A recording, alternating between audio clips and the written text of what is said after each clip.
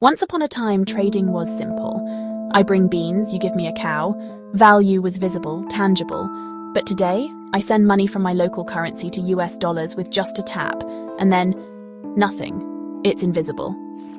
But what really happens when you send money to someone in another currency? What do banks actually do? Who holds the dollars? And where does your local money go? Let's open the vault and explore the secret choreography behind global currency exchange. Long before money, people exchanged goods. If I had surplus beans and you had livestock, we traded. But this system relied on both of us needing what the other had at the same time. Money simplified that.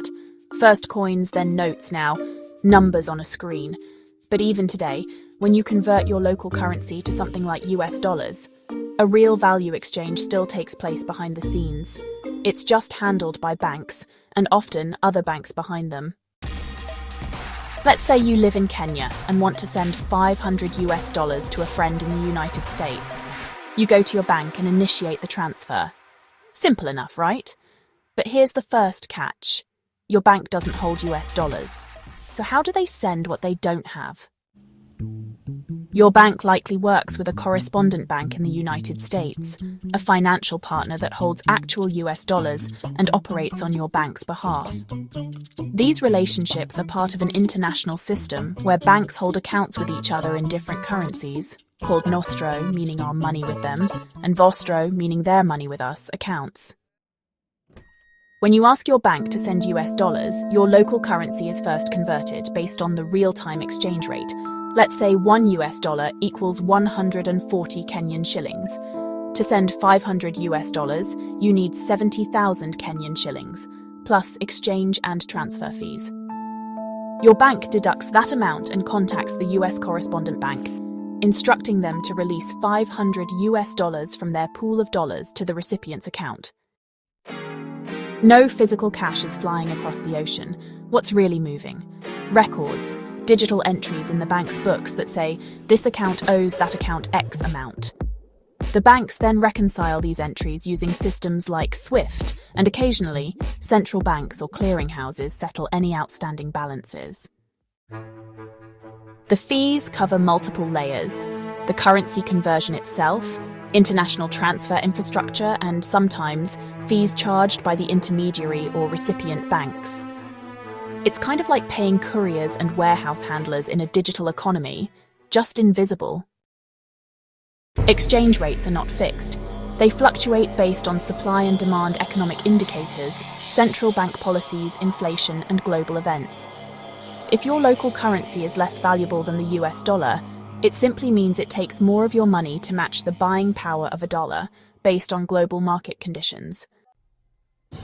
Here's a simplified breakdown of what happens when you send money internationally in another currency. You submit a request to send money in a foreign currency. Your bank converts your funds at the current exchange rate.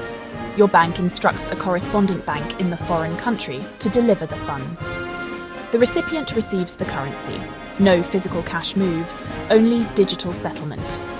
The banks reconcile their balances through internal systems or global settlement networks. Understanding how currency exchange works helps you see the value chain, where your money goes, who touches it, and what you're really paying for. This isn't just financial trivia, it's foundational knowledge in a global economy where digital transactions rule. So the next time you tap send, remember, you've just triggered a global dance between banks that keeps the wheels of international trade turning. Let's demystify how banks reconcile after international transfers. When money moves between banks in different countries, no physical cash is sent. Instead, banks update their records. These are called liabilities. For example, if Bank A in Kenya owes Bank B in the US $500, Bank A's books show a liability to Bank B, and Bank B's books show a claim on Bank A. Over time, these balances are settled, often using central banks or clearinghouses. Sometimes banks use their reserves, funds held at central banks, to settle up. In the end, it's a careful balancing act of digital records, not a shipment of cash. This system keeps global money moving smoothly and securely. You don't need to be a banker to understand money, but you do need curiosity. If you've made it this far, you now know more than most about how digital currency exchange really works. And that puts you in control of your money, not just as a spender, but as a thinker.